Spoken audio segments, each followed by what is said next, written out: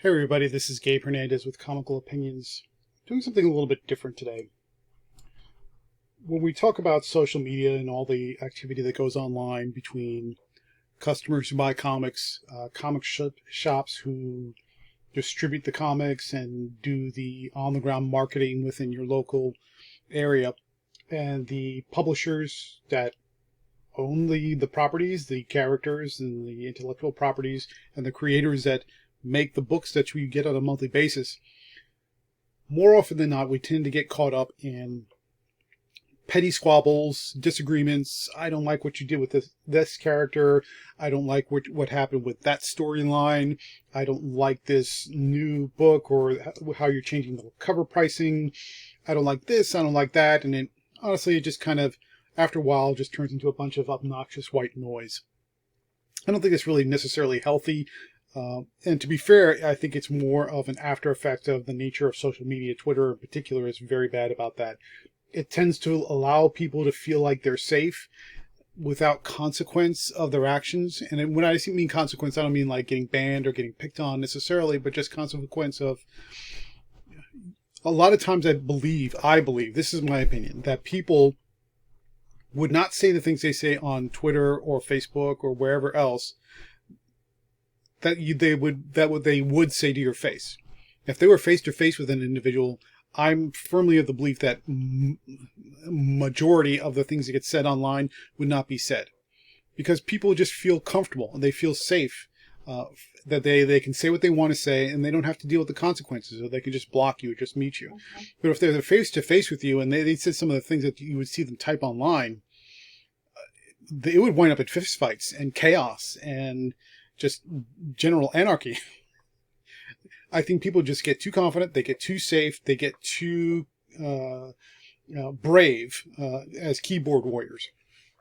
And so that tends to take up a lot of energy. It sucks up a lot of the enthusiasm and the positive energy of what's going on around us. However, what I think should be done, and so we find a lot of ways to pick on stuff and just get bent out of shape, and that's where we highlight and we focus and we zero in on what's bad. But what we should be doing is we should call out what's bad, but at the same time we should encourage and call out what's good. And so this is a little bit of an encouragement video today, because I want to call out something that's good. I want to call out something that somebody did that I think is worthy of praise, worthy of acknowledgement, and we should encourage more of that. And so what you see on the screen is the cover and the talking about the release or the information for Spawn number 311, which is due out a little bit later this month at the end of October. Today is October 1st. If anybody in the future ever sees this, hopefully somebody will see this. Talking about Spawns, which is, I believe the property is owned by Todd McFarlane, but published through Image Comics, and Todd was one of the founding members of Image, and I believe he's currently the president, if I remember correctly. And certainly a co-owner. Anyway, so what did Todd McFarlane do with Spawn 311? Well, it looks like a typical Spawn issue. Spawn is still a top-selling book in many markets. And if you're a creator, if it's a creator-owned book, which Spawn is for Todd McFarlane, it's very good for Todd, and I'm sure he doesn't have to work another day in his life. But he took time out of his day for creating the next Spawn book, helping run an Image and do all these things to make a tribute cover for Spawn 311 as a variant cover in honor of the passing of Chadwick Boseman. And that is this cover right here. Let me bring it out a little bit so you can see a little bit better. Hopefully that shows up on the video. Okay, good. This is what class looks like, as you'll see from the title card. This is what class looks like. We get so caught up sometimes in squabbles and disagreements, and I wish the creator would do this, and I wish the writer would do that, and I don't like this artist on that book, and all these other things, and of course these days anyway, politics comes into play, and we get so caught up in this adversarial tone between folks that when we see stuff like this, we need to stop more often, take a look, and say, yeah, that's pretty damn cool. So what do you see here? You see a character, it's a variant cover, characters on the front cover. It's in Spawn's costume, but it's got a little bit of a variation to it. Let me see if I can move this down a little bit more. Let's see if you can see that a little bit better. but it's been sort of Black Pantherized with the buckle in the front and the buckle on the cape, the little I'm not sure what you would call that. What would you call that? The clasps that hold the cape in place, and what is it basically? And he's doing the Wakanda salute, and this is classy. This is what I want to see more creators do. I want to see more creators think about their place in the community and how their place really serves everyone, including themselves, when they set a good example. And that's not just for the creators, that's for everybody. I think it's in everybody's best interest to set a good example, to be the better person, to set that bar of cool and class and doing all the right things as high as humanly possible. And this is an example of that. So let's jump over a little bit. I got an article here up from Sci-Fi Wire talking about the cover, and Todd's got a blurb in here, so I want to kind of give that a little bit of airtime. Spawn creator Todd McFarlane has offered up his own tribute to actor Chadwick Boseman, who passed away in August after a 4-year battle with colon cancer. And that was sad. A lot of people didn't know that. I saw some video of him a few months back, and he looked painfully thin. And I remember a lot of people bringing that up. It's like, oh man, that's not good. He doesn't look great. He looks emaciated. And I remember his people, his entourage, his agents, and what have you, were saying, no, he's just getting ready for a role. And method actors sometimes will do that. They'll make themselves heavy, they'll make themselves thin, depending on what the role calls for. And he was really getting into it. And it's like, oh, okay, well, don't stay that way too long. That's kind of messy. That's not going to be good for you long term. You're going to mess up your kidneys or whatever else, I guess. But yeah, it turns out, no, he was sick. He was really sick. He's been sick for a long time, and he was fighting it. He was fighting it hard, but he never showed it. And I can absolutely understand that and respect that. I've had cancer affect my family, and my grandmother in particular passed away from cancer, and it's affected my mom twice. I absolutely understand how that can be really painful to carry, but at the same time, you kind of want to keep it quiet. I understand the mentality of not wanting to make a big deal out of it, and that's what he chose to do. Now, on the downside of that is, so when the news broke that he had passed away, it hit everybody like a brick out of nowhere, and that's just, I think it was more shocking. It was as much shocking as it was sad, and that just kind of hit people a lot, very hard.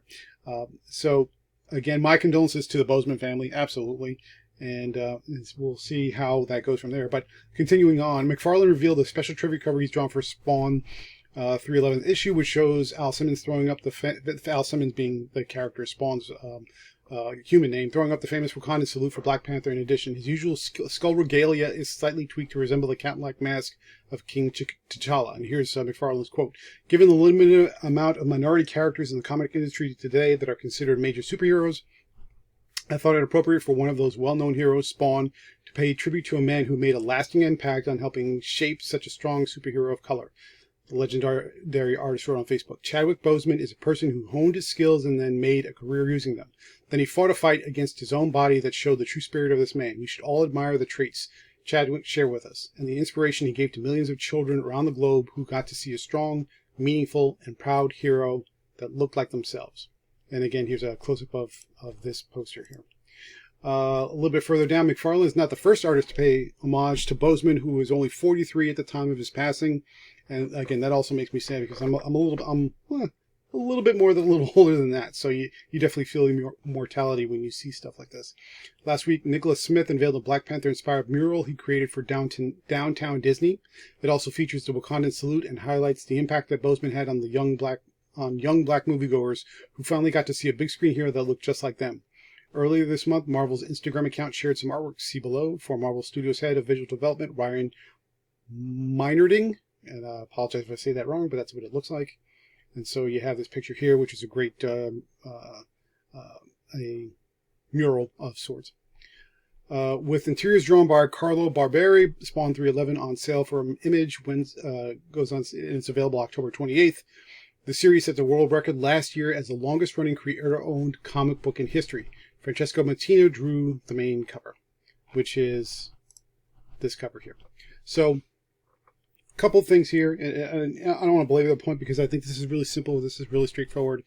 You have an indie creator, his own owned creation that he's parlayed into basically a small comic empire. And good for him. He deserved it. He made it work. He made it happen.